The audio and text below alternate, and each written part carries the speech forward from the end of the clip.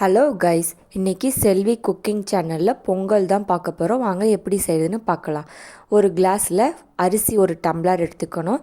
அதே கிளாஸில் அரை கிளாஸ் பாசிப்பயிர் எடுத்துக்கணும். ரெண்டுத்தையும் நல்லா வாஷ் பண்ணிவிட்டு ஸ்டவ்வில் வச்சு ஒரு 5 நிமிஷம் வறுத்துக்கணும். எதுக்கு இப்படி செய்கிறதுனா, இப்படி வறுத்துக்கிட்டு பொங்கல் வச்சா பொங்கல் நல்லா வாசனையாக இருக்கும். அதனால் பொங்கல் வைக்கிறதுக்கு முன்னாடி இந்த மாதிரி ஒரு 5 மினிட்ஸ் வறுத்துக்கோங்க. அதுக்கப்புறம் அதில் தண்ணி ஊற்றிக்கணும். நம்ம எந்த கிளாஸில் அளந்தோமோ அதே கிளாஸில் 5.5 டம்ளர் தண்ணி நான் ஊற்றிருக்கேன். உங்களுக்கு குழைவாக வேணும்னா 6 டம்ளர் ஊற்றிக்கோங்க. எந்த கிளாஸில் அரிசி பருப்பு அளக்குறோமோ அதே கிளாஸில் தண்ணி ஊற்றுனதுக்கப்புறம் அதில் ஒரு பச்சை மிளகா, 2 ஸ்பூன் நெய், அரை டேபிள் ஸ்பூன் மஞ்சள்தூள் இதெல்லாம் போட்டிருக்கேன். நான் இப்போ உப்பு சேர்க்கலை. வேணும்னா நீங்கள் உப்பு சேர்த்துட்டு குக்கர் மூடி போட்டுட்டு விசில் போட்டுருங்க. 2 விசில் வச்சு எடுத்துக்கணும். அதுக்கப்புறம் இதில் தாளிப்பு கொட்டுறது பார்க்கலாம். ஸ்டவ் ஆன் பண்ணிவிட்டு வானல் வச்சுக்கணும்.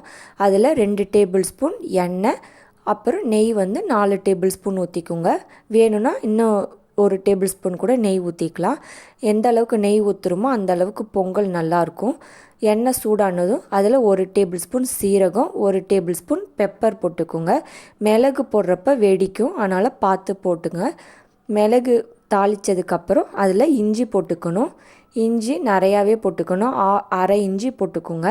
சின்ன சின்னதாக கட் பண்ணி இஞ்சி சேர்த்துக்கணும். இஞ்சி சேர்த்ததுக்கப்புறம் அதில் முந்திரி பருப்பு போட்டுக்கணும். இதையெல்லாம் தாளித்ததுக்கப்புறம் அதில் கருவேப்பிலை, ஒரு கொத்து கருவேப்பிலை போட்டுக்கணும். பெருங்காயம் கட்டியை முன்னாடியே சுடு தண்ணியில் போட்டு ஊற வச்சிடணும்.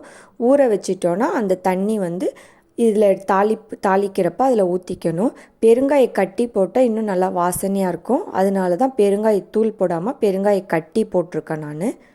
தாளிக்கிறப்பே ஊற்றிடணும். ஊற்றிட்டு அதை பொங்கலில் எடுத்து கொட்டிட்டு நல்லா கிண்டிட்டு ஒரு 2 நிமிஷம் மூடி போட்டு வச்சுருங்க. அதுக்கப்புறம் ஸ்டவ் ஆஃப் பண்ணிவிட்டு சர்வ் பண்ணலாம். ட்ரை பண்ணி பாருங்கள், நல்லா டேஸ்ட்டாக இருக்கும். எப்படி இருக்குன்னு கமெண்ட் பண்ணுங்கள். மறக்காமல் செல்வி குக்கிங் சேனலுக்கு சப்ஸ்கிரைப் பண்ணிவிடுங்க. தேங்க்யூ.